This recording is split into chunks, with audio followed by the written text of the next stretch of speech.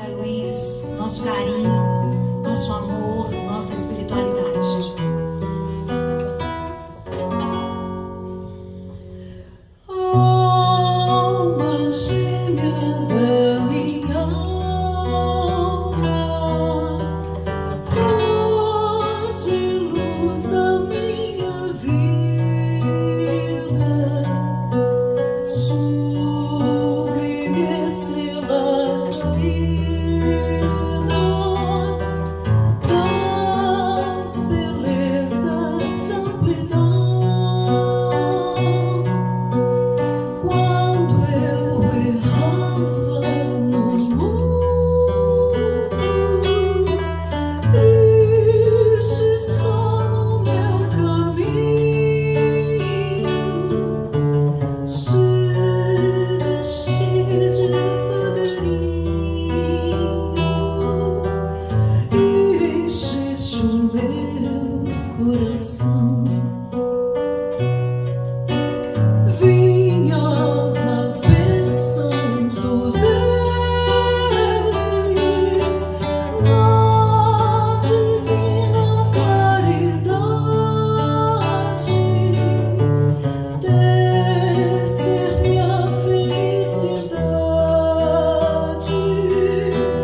em sorrisos de esplendor. És meu tesouro infinito,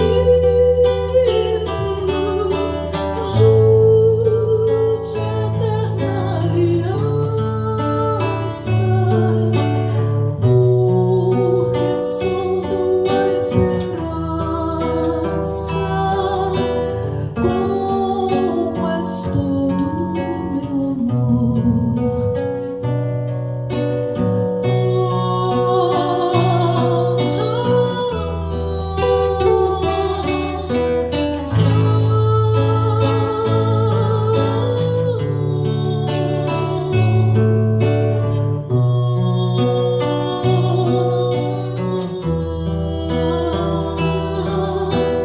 Como és todo meu amor, alma gêmea da minha alma. Se eu te perder algum dia, serei a escura agonia da saudade dos teus véus. Se um dia me abandonares, luz terna dos meus amores, hei de esperar-te entre as flores da claridade dos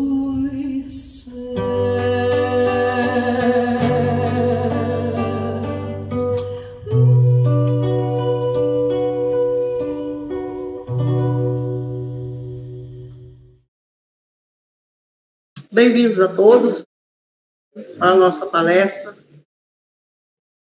desse dia.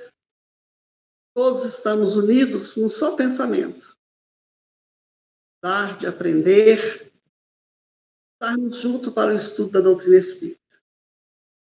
Nós agradecemos a todos as vibrações de paz, de harmonia. Agradecemos pela harmonização desta reunião através dos nossos colaboradores, Adriana Alves e Jorge Luiz. Todos possam estar conosco mais uma vez, para aprendermos mais um pouquinho do Evangelho de Jesus. Neste início, nós vamos para a prece inicial. Vamos, antes da prece, só pedir àqueles que trouxeram água para colocarmos em cima da mesa para ser fluidificada. Temos só este aviso E no final nós vamos falar sobre os custos da casa. Então vamos para a prece de abertura.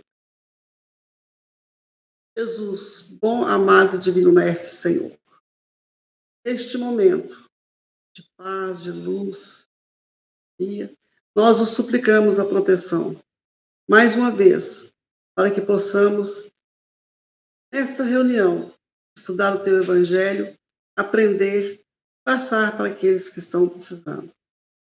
Mais uma vez, Senhor, nós possamos te dizer, obrigado, Pai amado. Obrigado por tudo que tem feito por nós. Pela essa oportunidade. Jesus, fique conosco, nos abençoe, hoje, agora e sempre. Graças a Deus, graças a Jesus.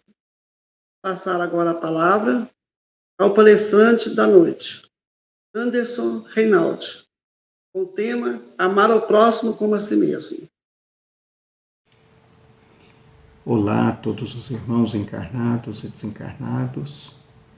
O tema da nossa conversa de hoje é amar o próximo como a si mesmo.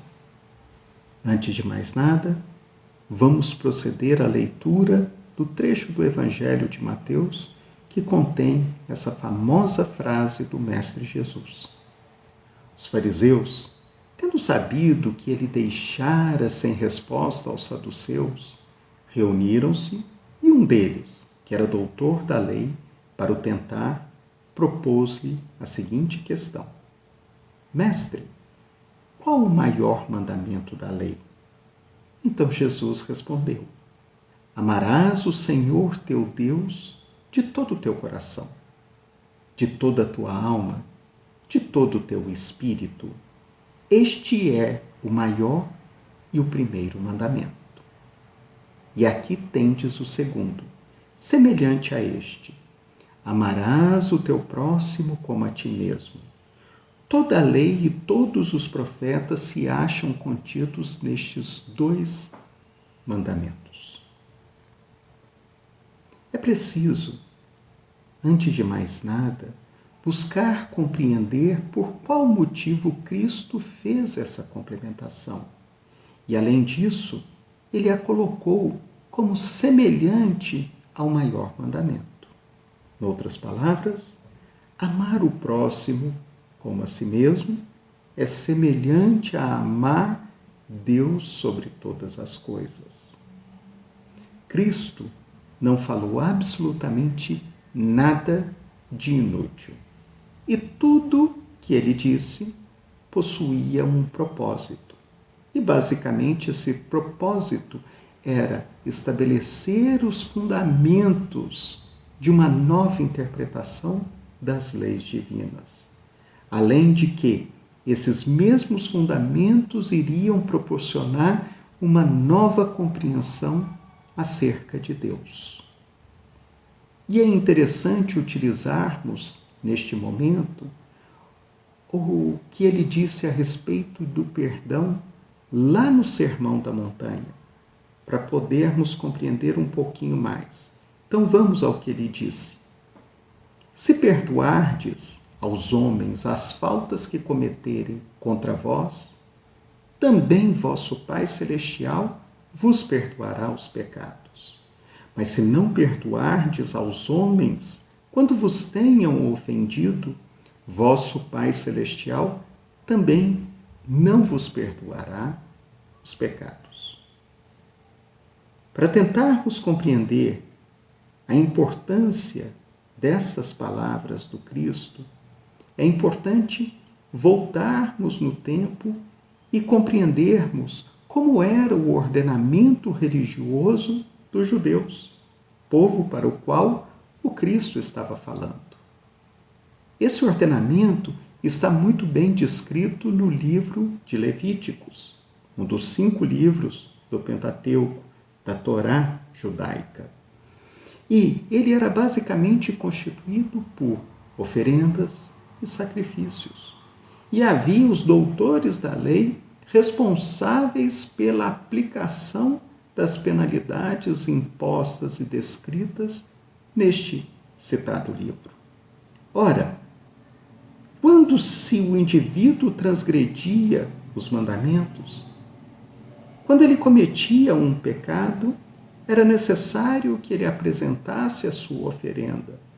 Era necessário que ele levasse algum animal para que fosse feito o sacrifício, de modo a reparar os seus erros.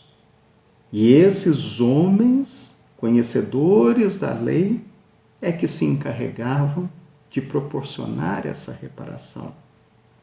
Mas quando Cristo diz: se você perdoar as ofensas que lhe foram feitas, o Pai irá lhe perdoar. Por outro lado, se você não perdoar, o Pai não lhe irá perdoar. Cristo exclui nesse momento as oferendas, exclui o sacrifício, exclui o intermediário que outrora era responsável por apaziguar os ânimos divinos quando o indivíduo transgredia as suas leis. A partir desse momento, era o próprio indivíduo que se responsabilizava por voltar e se aproximar ao elemento divino. Ele perdoou, então o Pai perdoa. Ele não perdoou, então o Pai não vai perdoar. Então fica agora a cargo dele mesmo de fazer esse tipo de reparação, sem mais intermediários, sem oferendas e sem sacrifícios. Deste modo, com Cristo, nasceu uma nova interpretação a respeito da aplicação das penalidades.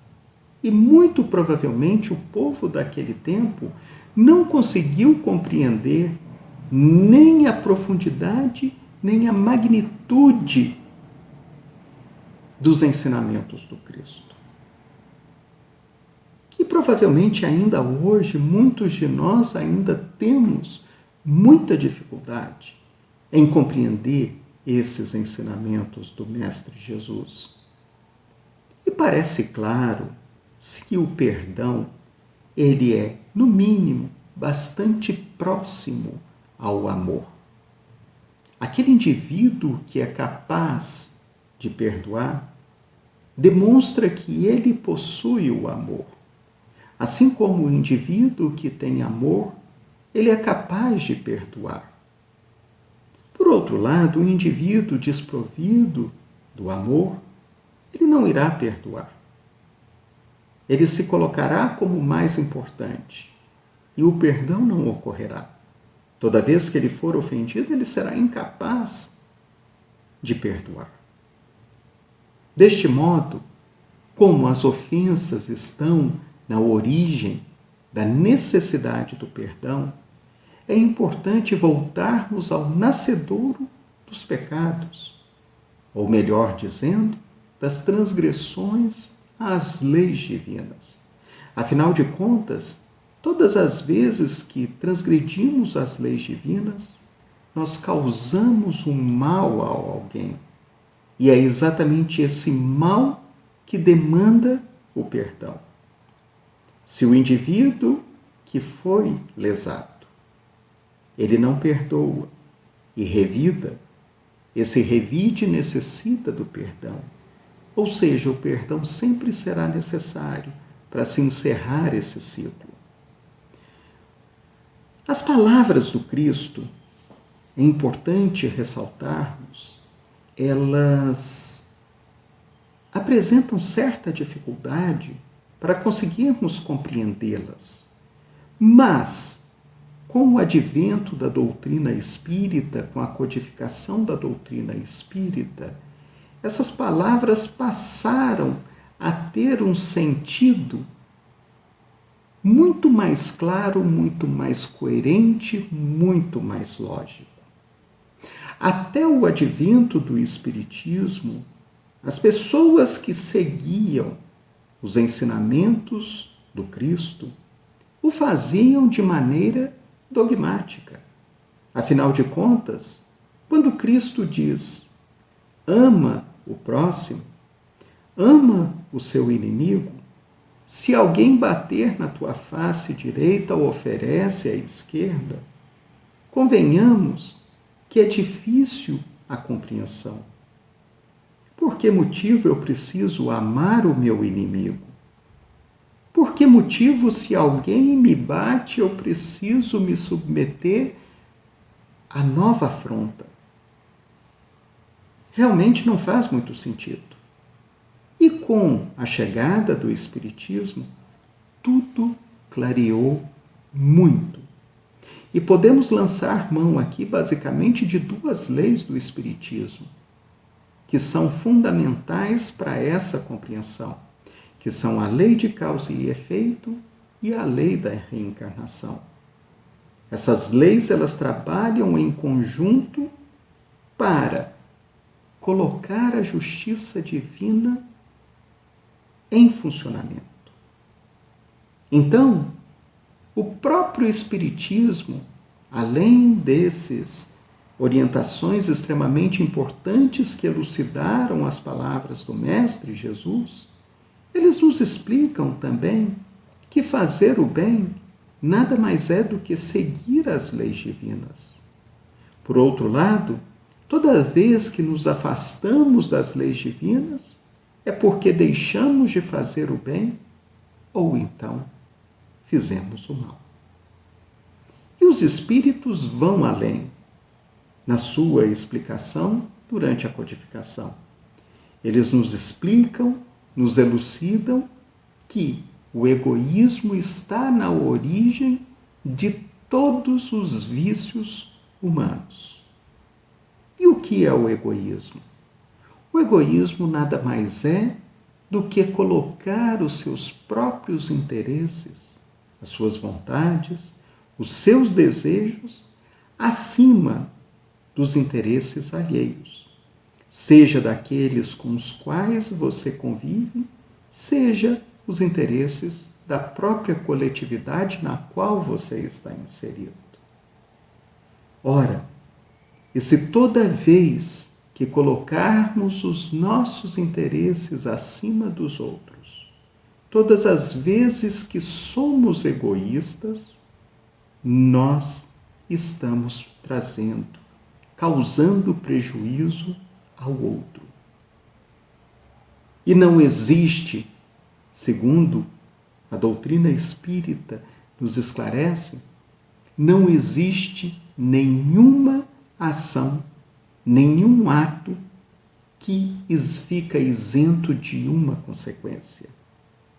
E na nossa evolução moral, a primeira, a mais primitiva reação que se pode existir em relação ao mal que é feito, a uma atitude egoísta que gerou prejuízo a outrem, é a vingança. A vingança, em outras palavras, nada mais é do que uma outra demonstração do egoísmo. O indivíduo teve o seu egoísmo provocado. O indivíduo sentiu-se lesado pela atitude do outro. Então ele busca reparar com as próprias mãos. Ele busca uma pseudo-justiça para poder satisfazer ao seu ego, sob a desculpa de que ele fora provocado. Mas ele está colocando o seu egoísmo também acima de qualquer coisa quando ele pratica a vingança. Naturalmente, nós evoluímos, todos os espíritos evoluem. E o passo seguinte da evolução moral daquele ato da vingança é o vingar-se em pensamento. O indivíduo, por uma série de motivos, pode ser que ele não pratique o ato da vingança propriamente dita, mas no seu íntimo, nos seus pensamentos, nos seus sentimentos, no seu coração, ele anseia pela vingança. Ele anseia pela reparação da ofensa sofrida. Aquele indivíduo que se compraz quando o outro, o que lhe ofendeu, sofre uma queda, sofre uma derrota. Isso para ele é motivo de satisfação. Aos seus olhos, é a justiça sendo feita. Mas ele, na verdade, ainda por motivos alheios, acaba ainda não provocando. Mas já é a vingança propriamente dita, mas já é um sinal de evolução dele. Mais adiantado, esse indivíduo, ele parte para o estágio do esquecimento. O que vem a ser isso? Esse indivíduo tem o seu egoísmo provocado igualmente, mas ele não mais pratica o ato da vingança. Ele já não pensa mais, já não deseja mais, não deixa fermentar em seu interior o desejo da queda do seu adversário. Ele simplesmente se esquece. Não perdoou, mas ele se esquece da ofensa. O exemplo mais clássico disso é quando o indivíduo fala: olha, eu te perdoo, mas não quero te ver nunca mais na vida. Esse indivíduo, no fundo, no seu íntimo, ele realmente não quer o mal do outro, mas também não está pronto para se reaproximar dele. Mais evoluído, esse indivíduo, ele vai passar a perdoar efetivamente as ofensas que lhe foram causadas. E aí, nesse ponto, é importante ressaltarmos alguns detalhes. O primeiro deles, o indivíduo, ao ser ofendido, ele compreende aquela ofensa primeiramente como uma imaturidade do irmão que fez essa ofensa. E que aquele irmão, ele haverá de evoluir moralmente, e ele então vai deixar de cometer. É apenas um estágio transitório da nossa evolução. Além disso, esse próprio irmão ainda percebe que lá no passado ele cometeu estes mesmos delitos, estas mesmas ofensas, seja contra esse que hoje está no papel de seu adversário, seja com outras pessoas. Mas ele também já cometeu. E ele, de acordo com a sua evolução, já não mais faz. Mas ele é capaz de perceber que lá atrás ele também fez isso. E além disso, ele ainda percebe que ele também é um agente causal desse ciclo vicioso. Ele também ofendeu em algum momento. O indivíduo, ele, ao gerar uma atitude egoísta, ele traz prejuízo ao outro. Isso é uma ofensa. O outro, na sua sede de vingança, comete igualmente uma ofensa. E assim ocorrem os ciclos viciosos das ofensas. E só haverá uma quebra desse ciclo quando houver o perdão. E apenas os irmãos que evoluíram o suficiente do ponto de vista moral, que já são capazes de compreender a necessidade do perdão, que se proporão a quebrar esse ciclo. Esse indivíduo, então, agora, que já foi capaz de perdoar, ele, então, passa para o estágio seguinte, que é fazer ao próximo o que gostaria que lhe fosse feito. Fazer ao próximo o que gostaria que lhe fosse feito não se resume a fazer isto aos irmãos que lhe são caros, que lhe são queridos, aos entes que estão próximos, pelos quais devotamos amor, simpatia. Fazer ao próximo o que gostaríamos que nos fosse feito vai além. Vai praticar essas essa máxima, inclusive com aqueles irmãos que consideramos desafetos, inclusive com aqueles irmãos que não devotamos a mesma simpatia que devotamos a outras pessoas. Inclusive, fazer para todos aqueles irmãos, independente de qualquer situação, mas sempre estar disposto a ajudar o próximo. O próprio Cristo disse: ama o teu inimigo, pois amar o amigo, o irmão, a pessoa que está próxima, até os fariseus fazem. Que diferença então há entre você e ele? Então, quando já somos capazes de fazer ao próximo o que gostaríamos que nos fosse feito, é um sinal de grande evolução. Lá no livro Céu e Inferno, Kardec nos coloca, no Código Penal da Vida Futura, os 3 estágios pelos quais passamos todas as vezes que transgredimos as leis divinas. O primeiro deles é o arrependimento. O segundo, a expiação. E o terceiro, a reparação. Arrependimento passa necessariamente por reconhecer o erro e compreender que aquele erro trouxe dano ao outro. Não basta apenas reconhecer o erro. Muitas das vezes reconhece-se o erro, mas os vícios, o orgulho, o egoísmo buscam inúmeras explicações para justificar aquela atitude. Ele não aceita que cometeu uma transgressão às leis divinas. Ele não aceita que fez o mal para o outro. Ele simplesmente admite que fez o mal, mas se justifica. A partir do momento em que ele reconhece que fez o mal e que esse mal teve consequências e que foi errada, a sua consciência começa a pesar. E é nesse momento que ele, então, passa para a segunda etapa, o segundo estágio, que é a expiação.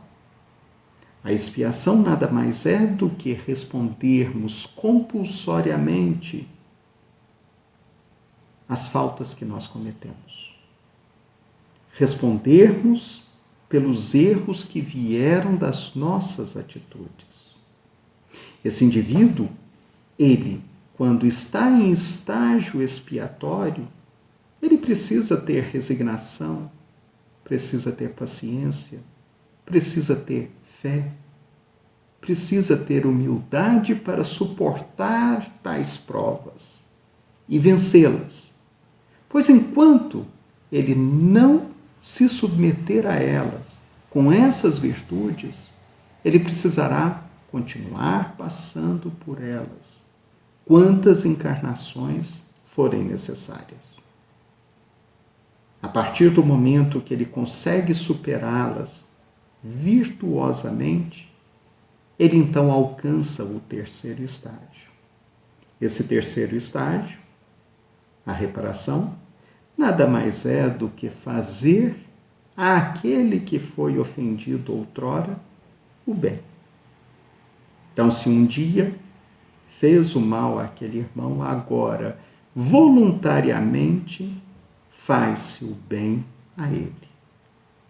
Percebemos, então, que o indivíduo que vinga, o ato propriamente dito da vingança, o indivíduo que pensa apenas na vingança, ele não mais pratica o ato, mas em seu íntimo ainda existe o desejo da vingança. Posteriormente, esse indivíduo já é capaz de esquecer. Não vinga, não esquece. Mais evoluído, ele perdoa. E mais evoluído, ele faz ao próximo o que gostaria que lhe fosse feito. Então vejamos que essa sequência ela vai ao encontro do que Kardec já nos explicou a respeito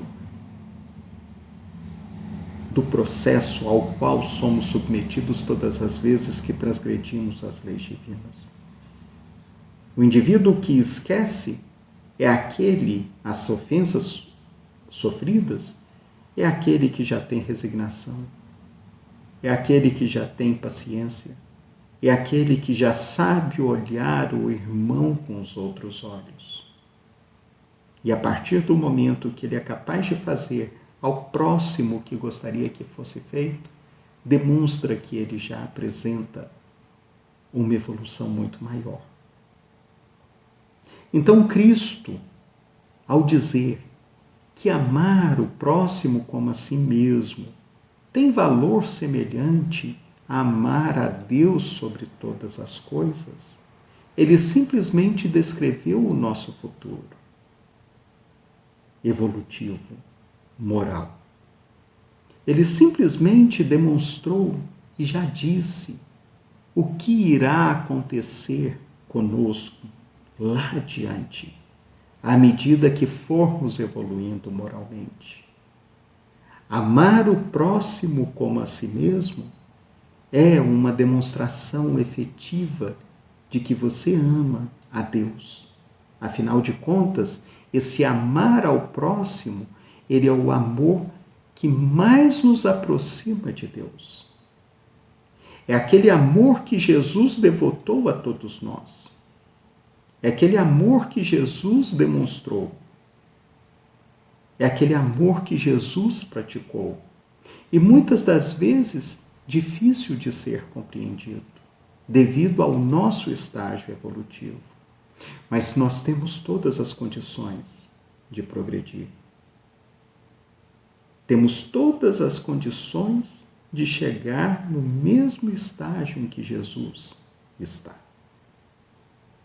Importante ressaltar que também não precisamos ter angústias a partir do momento que sabemos da importância de amar o próximo como a nós mesmos, mas de querermos amar a todos indistintamente. Nós não nos tornaremos santos da noite para o dia. Nós não nos tornaremos perfeitos num passe de mágica. Nós não nos transformaremos da água para o vinho. Não, isso não ocorre. Nós, no nosso estágio evolutivo atual, estamos em algumas transgressões ainda no estágio do arrependimento. Outras estamos no estágio da expiação. Outras já estamos no estágio da reparação. Para algumas faltas nós somos, ainda permitimos que o desejo da vingança, ou o insucesso do nosso adversário, ou a queda dele, ainda nos compraza. Para algumas outras situações, nós somos totalmente capazes, de esquecermos a ofensa. Em outras situações, nós somos capazes de perdoar. Em outras, nós somos capazes de fazer ao próximo o que gostaríamos que nos fosse feito. Portanto, nós devemos procurar nos melhorar em cada estágio que nós estivermos. O mais importante é reconhecermos os nossos erros, reconhecermos as nossas dificuldades e buscarmos com toda a força, com toda a vontade, praticarmos os ensinamentos do Mestre Jesus. As falhas ocorrerão e não deverão ser motivo de desespero, de angústia. Afinal de contas, nós temos as novas oportunidades sempre adiante. Sempre poderemos reparar estes erros. O mais importante é buscar no nosso íntimo os nossos erros, os nossos defeitos e buscá-los corrigir. quanto antes conseguirmos nos descobrir, quanto antes conseguirmos olhar para o nosso interior e não temermos os nossos erros, admiti-los, aceitá-los, mais rápida será a nossa evolução. Que permitamos que o nosso livre-arbítrio haja para o nosso desenvolvimento moral. Que permitamos entender que os verdadeiros tesouros que devemos carregar são as virtudes morais. E estamos aqui agora, neste momento, no planeta Terra, encarnados, exatamente para podermos colocar em prática todos os ensinamentos que obtivemos ao longo da nossa jornada. Era isso que eu queria falar para vocês. Agradeço muito a atenção e que permitamos que a luz do Cristo nos alcance hoje e sempre. Fiquemos todos em paz. Neste momento, nós vamos agradecer ao nosso palestrante e a todos que assistiram conosco essa palestra de hoje. Estamos felizes por estar continuando o trabalho sobre a nossa doutrina espírita. Nós já avisamos no começo, mas os cursos virtuais do primeiro semestre de 2021 começaram dia 22/2. Diversos cursos sobre a doutrina, evangelização infantil e mocidade para jovens, maiores. Quer informação no site do CEAL. Então, nós vamos, neste momento, fazer a nossa prece de encerramento, continuando a dizer a todos, coloque as suas garrafinhas d'água para serem energizadas, para o alto, a proteção para todos nós. Neste momento, Pai de infinito amor, bondade e misericórdia, nós vos agradecemos pela oportunidade. Continue abençoando a nossa casa de oração, a todos os seus frequentadores e trabalhadores. Sempre lá estão. A todos aqueles que se encontram enfermos em um leito de dor. Aqueles que estão sofrendo numa cama de hospital. Aqueles que sofrem pelo desemprego, pela miséria, pela dificuldade. Possas, Pai amado, proteger e abençoar a cada um, dando o equilíbrio e a paciência necessário para que acreditem em dias melhores. E, mestre amigo, nós dizemos: Pai nosso que estais no céu, santificado seja o vosso nome, venha a nós o vosso reino, seja feita a vossa vontade, assim na terra como nos céus. O nosso de cada dia dai-nos hoje, Senhor, perdoa, Pai, as nossas ofensas, assim como nós perdoamos a quem nos tem ofendido. Não nos deixeis cair em tentação, mas livra-nos de todos os males, porque só em ti brilha o poder e a glória para todo e sempre. Seja, graças a Deus, graças a Jesus, estamos pedindo a permissão para encerrar os nossos trabalhos. Que assim seja, graças a Deus.